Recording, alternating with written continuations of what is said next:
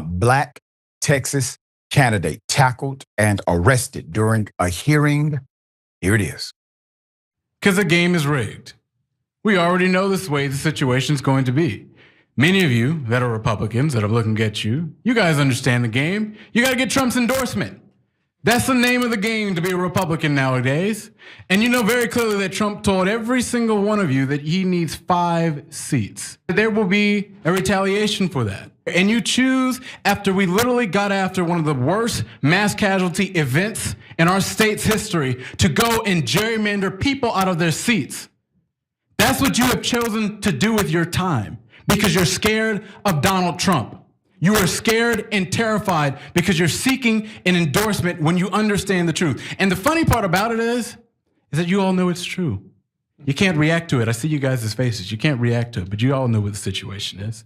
Because Donald Trump runs this body. He runs your vote, he runs your vote, he runs your vote, he runs your vote, because you guys know that you cannot dare cross him.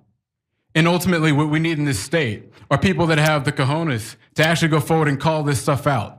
And you can thank your failed, senile, dilapidated, Epstein partying with president for all of the work that we're about to do to every single one of you. Seems like a fair description of reality in the political circle, especially for Republicans, MAGA, and very specifically for Texas, where this black man happens to be a candidate for public office. Now, what do you think the response would have been? Well, we got the response. Here's how the group of Republicans responded. Thank you for your testimony. Did this, you caused this, and this is the result of you and your work. No, I'm not going to finish. Witness's time has expired. I'm not finished, because ultimately who doesn't have a say in this are the people of this state, the 40 million people that you guys just kicked. Witness will come to order. The people of this state. The witness does not. The witness is not recognized. As a result of what you guys have done, this is a result of your policies, and you have no shame. Okay. You have no shame. None. The witness. Zero. The witness. You have no shame for what you've done. And I think that we all should be standing up here and signing up. Just cut off his mic. Cut off his mic.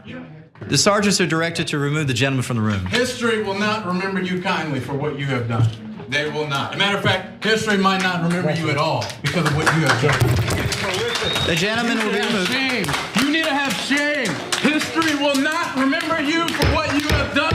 It is a shame. Members. You need to have shame. History will not remember you for what you have done. It is a shame. Members. It is horrific for what you have. Jesus, get over him. Get It is horrific for what you have done. You should all be ashamed.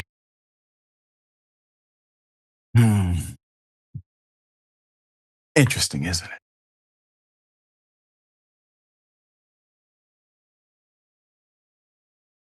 We're built on the notion of freedom. Freedom of speech being chief among those freedoms. But in the very halls where we pass the laws to express this freedom is the very chamber where you have none. Don't talk. Why would we let you speak? Why would we not allow you an additional 5 minutes, 5 seconds? Isn't that why we are all here, to freely express? The same body politic who will say, well, the person saying the N-word, well, that's freedom of speech. There's no issue there. You can't cancel people because of their belief. Those are the same individuals who order that madness when a man is speaking up for righteousness. Now, there comes a point in this game we call life where the spiritual dynamic, or the energetic dynamic, if you prefer to use that word, returns. Imagine if Dr. King would have never been concerned enough to say something. Everybody was concerned, But you got to be concerned enough to say something, to do something, to transform that concern into action. What if Rosa Parks said, I was just tired that day. I don't want any issues. I don't want any major movement. I'm okay. I just go to the back of the bus next time. My point is,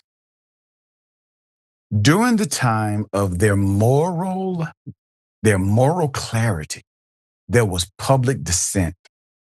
They weren't celebrated in the moment, but history celebrates them daily. That is who that brother is. That is who you are. That is why we fight. Because they have closed the rules for us to engage authentically. You can't win in their system.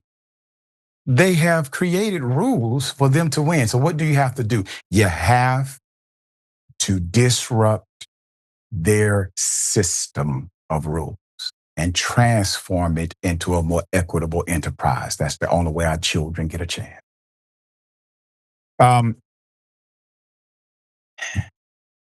He did respond to what happened after the arrest. Here it is.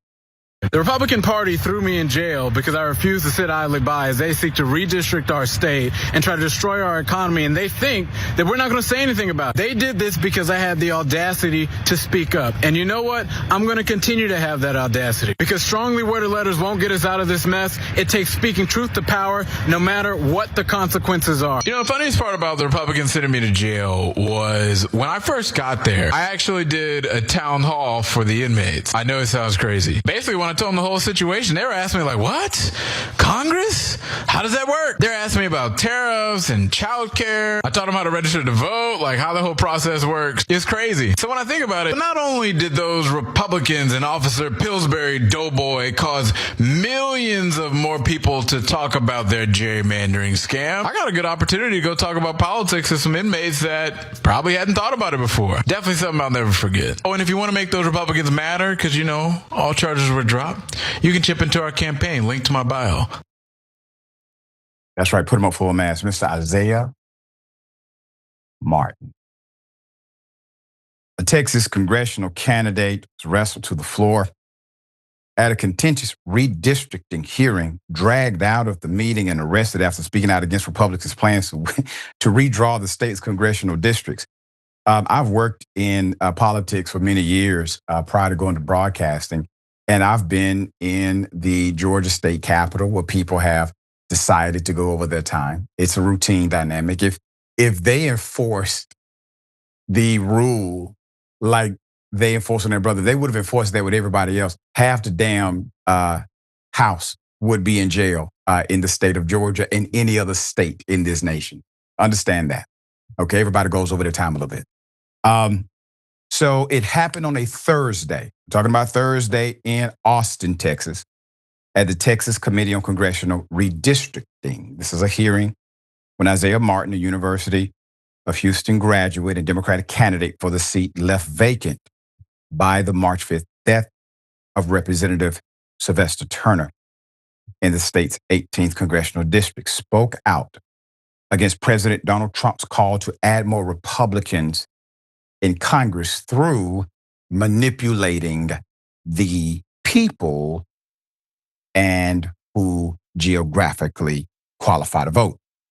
He went on to point out that as Republican states gerrymander out Democrats in new congressional maps ahead of the 2026 midterm elections, states controlled by Democrats are vowing to do the same to Republicans. Critics of the plan accuse the Texas GOP of trying to weaken the state's Black and Latino voting blocs, similar to a successful redistricting move by Florida Governor Ron DeSantis, which the state Supreme Court just upheld. DeSantis drew up a new map in 2022, eliminating a longtime majority Black district.